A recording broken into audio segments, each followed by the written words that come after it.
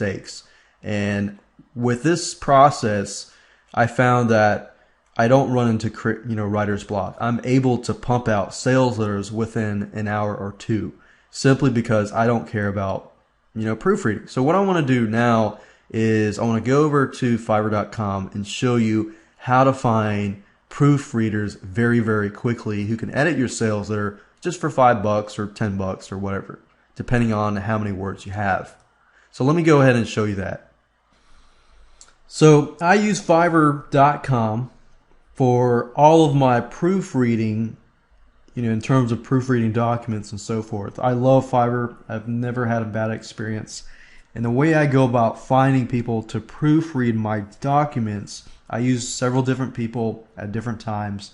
And I go to Fiverr, I go to the search section here and just type in proofread. Then I click on rating, and then I look for, in this area specifically, people who will proofread anywhere from 1,500 words to 2,000 or 2,500, because that usually tells me, okay, these people are good at what they do. They can read fairly fast and pick up stuff fairly quickly. So I'll open these up and these up, and I'll often look for people that have top-rated sellers and different things like that. Another thing to look for is people who have this here that's Express. That means that they will turn around, proofread your document within 24 hours and send that back to you. So I'll open these up, I'll send them a message and say, hey, are you still free? Whoever contacts me first, and I will usually analyze it that way, and then I'll go out and choose that person, unless I realize that they're in a different country. For example, this person's in the United Kingdom. I'll wait, and they have Express near them, so that tells me, okay, good, they're going to turn around within 24 hours. So this is the method that I use specifically. Number one, don't worry about grammatical mistakes. Get somebody else to do it. And number two, get somebody else to do it. So once that's done, they will normally send you a Word document with changes and stuff like that in it. So we're going to take that document, and I'm going to show you next how you can add that to the actual sales letter web page. Now, once you're done with, you've received the document from the proofreader, you can take that and you can, just add that to Composer, to the HTML file using Composer. So I'm going to show you how to edit with Composer. First thing I want to do is show you how to download and install it, and basically where to do that. And then I'm going to show you how to edit the HTML sales letter using Composer. So let's go ahead and do that right now. Now I'm just going to use this as an example. Let's say that they've just sent me the sales letter document, and normally they will have like track changes enabled. So if you're in Microsoft Word and you see something like, let's see here, I'll show, click track changes, and you do something like, they delete this, and then you see marks and stuff and blah blah blah. In order to get rid of these track changes, you will need to accept the changes that are made. So what I would normally do to get rid of these track changes when I get, when I receive the document, and this is just to tell you what they did, what I would normally do is I click here, click on final, and click accept, and accept all changes in document. That way, as you can see, this is made. The changes are final, and then what I'll do from this point is I'll copy this to Notepad.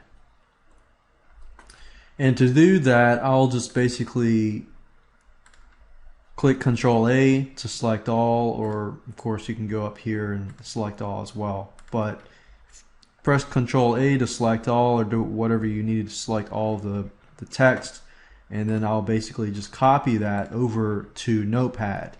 And the reason being is when you transfer text from a notepad to the HTML editing tool, then you get rid of all the code. But if you copy stuff from Word, a Microsoft Word document to the web HTML editor, then it gets all funky and you get all these issues and stuff like that. So we'll go ahead and do that. So if I go to sales letter here, and let's say, for example, that I want to edit the sales letter, which is this file here.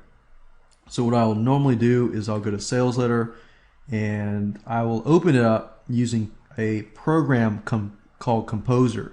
Now I do want to show you how to download Composer. If you go to Google, and it starts with a K, so it's Composer with a Z-E-R. So it's K-O-M-P-O-Z-E-R, and you click on this. So you go to Composer here, you click on download for Windows. Now if you do have a Macintosh, they do have that available. So you got to go click on downloads here, and you'll be able to see that you can download in different languages in Windows, Macintosh, and in Linux. So just want to make that point there if you are using a Mac. So go ahead, download it, install it, and we'll begin to use it right away. So if you need to pause this video right now, do that now. So I will now assume that you have Composer, and if you've installed it, we're going to edit this file here. So normally what I'll do is I'll open up the file just to view it first to make sure that I am editing the right file. If that's the case, then I'm going to right click on Open With, and click on Composer. Now if you are using a Mac, then I recommend you open Composer first and then find that file and open it up. So right now I'm looking at the sales page, and I've noticed that the header is the actual headline is actually part of the header. So let's say that I was going to totally revamp this and totally get rid of the header and the footer and just create a brand new e-cover. So if I do that and I just delete that, and I do decide to do that, I can do that later. But what I want to do now is just focus on the sales letter itself. Now I'm going to minimize this so you can see it better, because I know it's hard to see it. Alright, so I've minimized it, I've fit it in the box so you can see it. And what I'll normally do is I'll open up Notepad where I've copied my information in here, and I'll simply drag and drop it over there. Now Composer is so easy to use, as you can see here, and let me just give you a quick run through. These red lines are tables, and basically you'll want to just edit the text. If you want to create like a new headline, put new headline here, and you highlight it. You can make it bigger, you can make it smaller, with these play around. You can change the font here, you can make it in the middle, format the middle, you can add bullet points, you can add numbered bullet points, you can change the color.